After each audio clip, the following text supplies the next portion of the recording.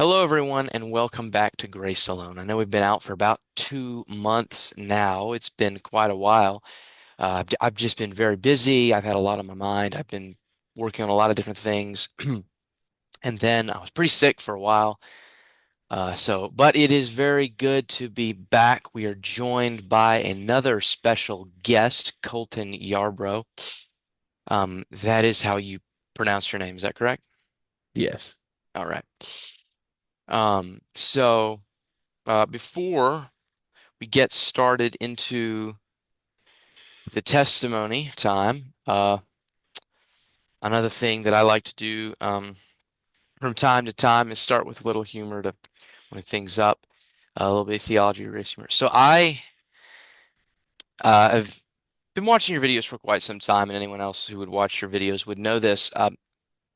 But so I grew up in fundamentalist kind of circles, which I have since left. I'm no longer part, but I grew up a lot in that. So my question is, and kind of a serious one, but also kind of a humorous question at the same time before we get into your testimony is, uh, I know that you posted a few shorts about people when you make Bible version things and reviews that those who would claim to be they want to stick to the King James only, um, which I'm very familiar with. I know a lot of people like that. Uh, how how much of that would you say is in your comments? Oh man. It just depends on the video, honestly. But yeah, it's gotten increasingly worse since the channel's inception. So it's definitely um it's amped up quite a bit. And really, anytime I talk about any Bible translation, it doesn't have to be talking about the KJV. It could be talking about anything.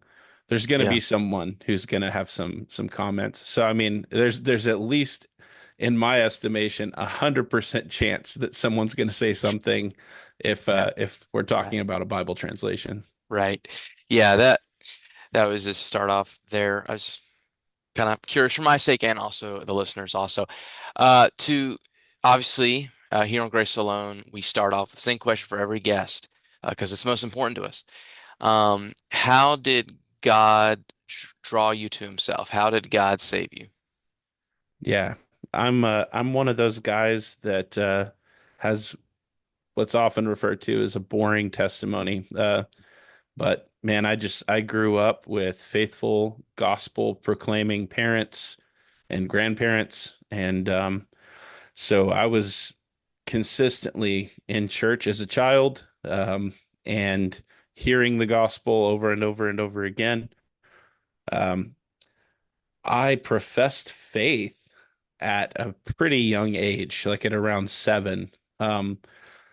And was baptized at that younger age. And I had some crisis of faith later on in life, around my teenage years. But just through working that out and, you know, coming to see just how deep and rich justification by faith goes and all those things, I'm one of those weird guys that I couldn't tell you if at 7 my profession was genuine, if I was justified or not, Right, yeah, for certain. I just know that I am now, and I know I've continued to believe the things that I professed. And yeah, I just kind of grew up in church, and I guess more around the teenage years, I was really assured of mhm, my faith, if that makes sense. yeah, yeah. I have a very I have a very similar testimony to that as well. Um, but I guess my second question that I wanted to tackle was why is reading, knowing theology as a Christian important? And why I say that is some on here may say, well, that's obvious. Well, you'd think that, but apparently it's not. Because at least where I grew up and what I've seen in the church, and it's not as bad in certain circles, uh, particularly in the circles that I grew up in. especially among my generation, the younger generation. I'm almost 20 years old, but um, in my generation, I've noticed that, well, if you just get the basics down, it really doesn't matter. I mean, I distinctly remember being in a I distinctly remember one time I was back when I was 16 or 17 or something. I was really I was, I was really the only one who could explain even just the basic doctrines, like just it wasn't anything deep. It was just the basic doctrines, and so much is it. Well, if we just know that we believed on Christ, we really don't need to know anything else. So why is that?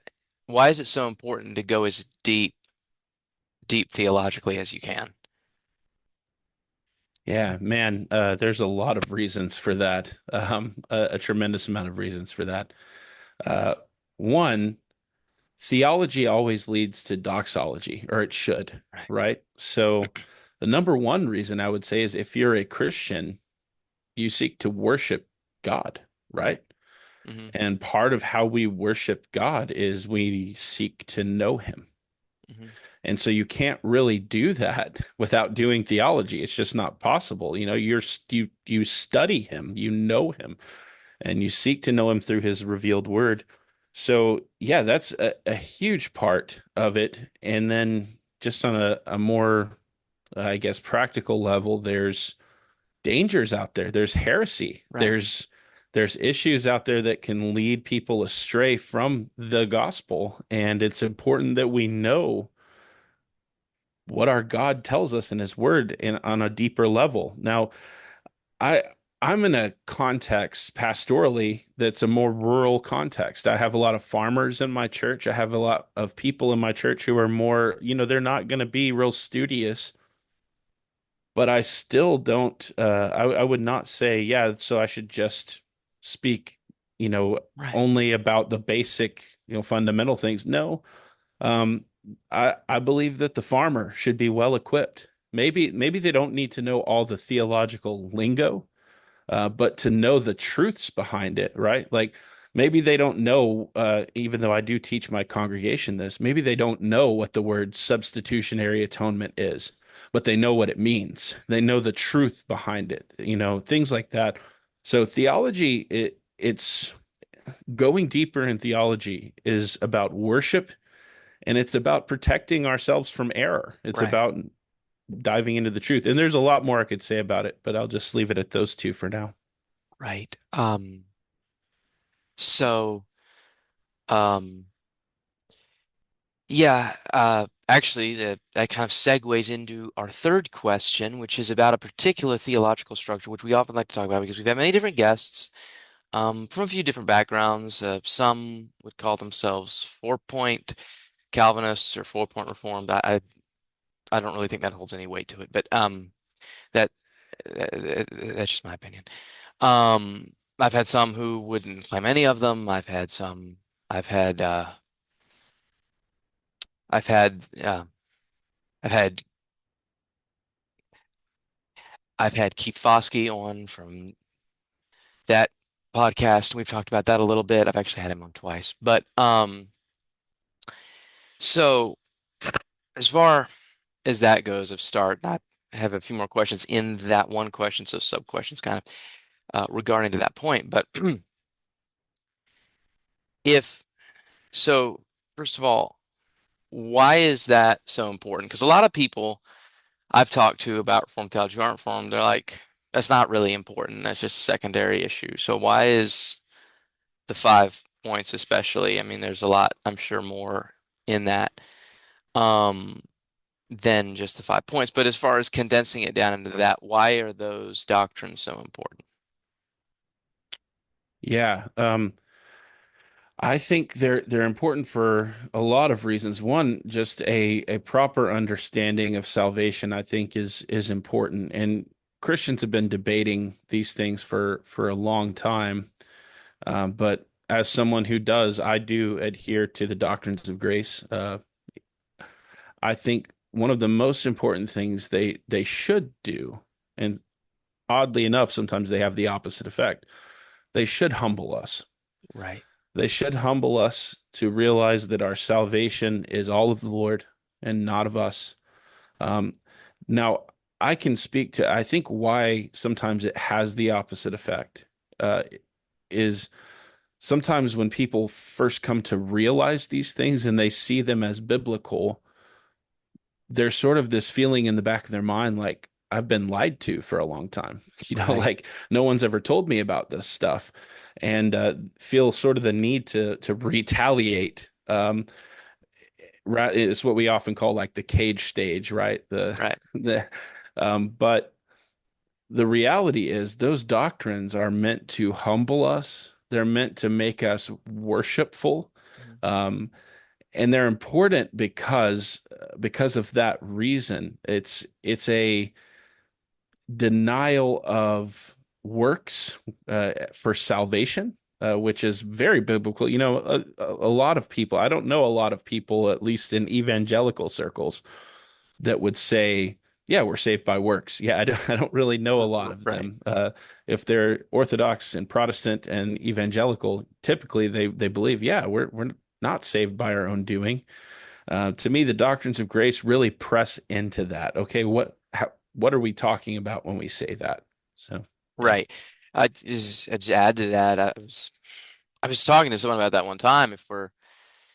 If we're saved by grace, but grace and faith, to my non-Calvinistic friends, is not an act of God, then how is it not a work on your part? If it's simply an assent of the mind, how is that not a work on your end? Which I've never really gotten a clear answer. But um, I, I, another thing that I've noticed people like to do in Calvinistic circles is um, they like to. It can get very tribal, and here's what I mean. Um, so Presbyterians would not think I am Reformed. Most Reformed Baptists probably wouldn't think I'm Reformed because I come from more of the young, restless, and Reformed type years and type of pe people. So more on the I would say more on the charismatic side as well. But how can we do away with that? Like what do you think is the best way to do away with that type of like so the Presbyterians don't think you're this, but you do, and all the more traditional reform guys don't think people like me reform. So how would that how do you what do you think is the best way to do away with that instead of being apart to come together? Yeah, man, that's a great question. Unfortunately, I don't know if we have a good answer. There's just tribalism has just been around for a long time, and I think people tend to sort of carve out their niche, if you will, even in the Right. Reformed community. So, um, you know, I have brothers and sisters who are in more of like the Presbyterian side of things. I'm not. I'm a Baptist. I'm a second London Baptist guy, so I'm confessional Baptist. But Right. I have those in the Presbyterian side of things who are very kind to me and don't treat me as, like some sort of second class fake reformed guy. Right. And then I have some who would just be like, no, you're not, they say you're not reformed. And I I think in like you said, to your point, being someone like you maybe who is going to maybe be more leaning into sort of the more of like a continuationist perspective, it sounds like, things like that.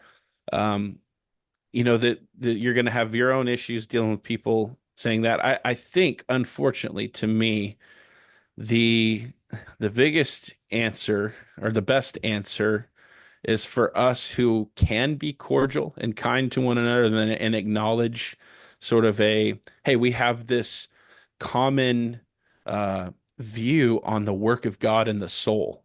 And that's me really paraphrasing Joel Beakey. Someone had asked Joel Beakey why he hangs around so many Reformed Baptists, and he talked about just that commonality of the work of God on the soul being so important. I resonated with that. I agree with that. You know, if you're a Presbyterian or you're a Baptist or whatever, if we kind of come together on this idea of the sovereignty of God in salvation, I think the best answer is for us to continue those sort of relationships, be cordial, be Right. kind with one another, call one another brothers and sisters, and rejoice in our common convictions. And then, unfortunately, just we have to cease to care when people say, well, you're not really reformed. Right.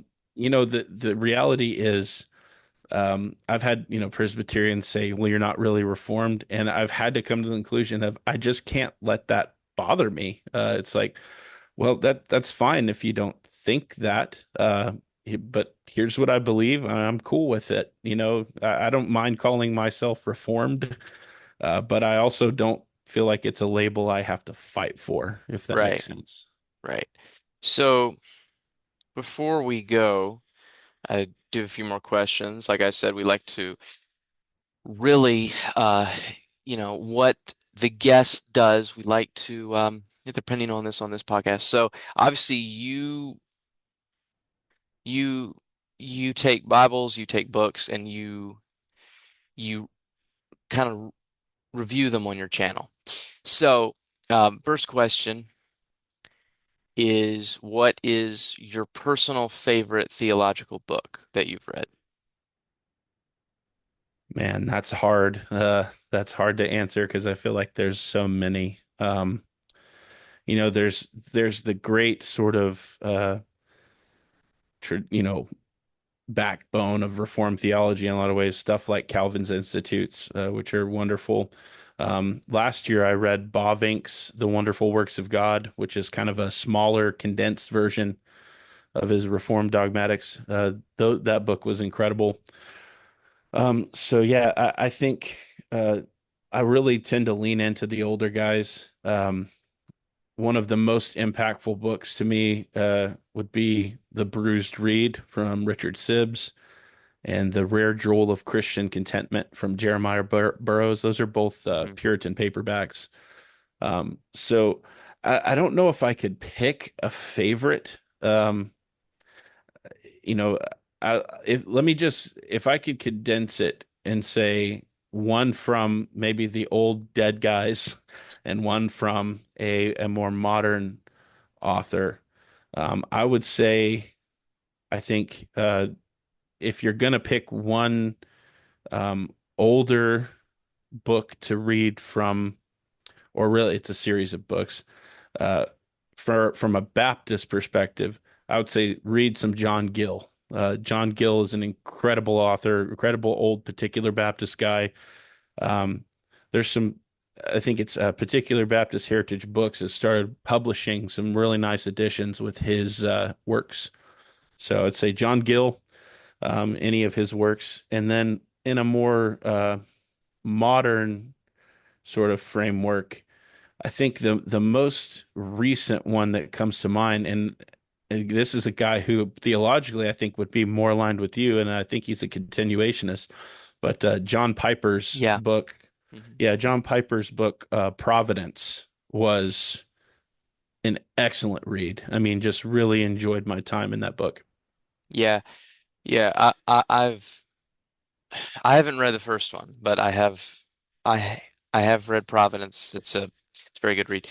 So as you review Bibles, is there a study Bible that you're like, if I had to choose a favorite, what would be your favorite study Bible? Yeah, that's tricky again because depends on what the use case is. If it were for a study Bible for preaching and teaching, just a ministry sort of study Bible, I'd have to just go straight ESV study Bible. I think it's just one of the Right. best that's out there. But for a more like devotional sort of aim that still is theological, but has a lot of other extra things, um, the Reformation Heritage Study Bible is excellent. And I know it's only available in the King James version, but man, just such a great resource. It has family worship questions after each chapter of the Bible sort of put into it, which is just incredible. Lots of articles, creeds, and confessions in the back. Just a great resource. So, Yeah. but yeah, most of the time it was probably be just the ESV Study Yeah. Bible. Yeah, that is also my personal favorite. Yeah, there's a lot of different ones that I'll use, but personally, I always find myself going back to the ESV Study Bible as well.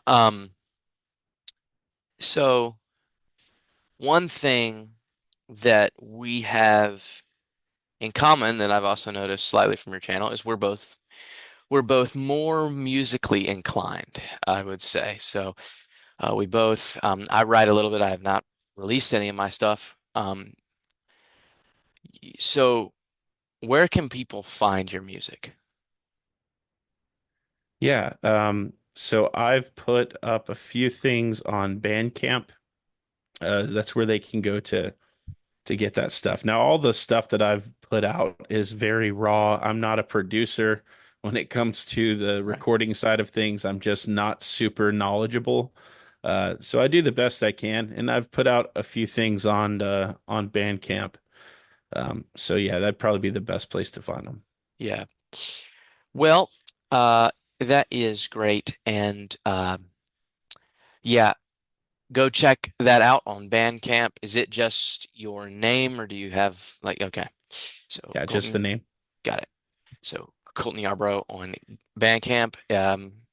As a recommendation from Grace Alone, I would strongly recommend if you only have time to listen to one song, if you're busy, listen to his song Ghost. That's my personal favorite that you have released that I've listened to. I like that one. But that's all the time we have for today.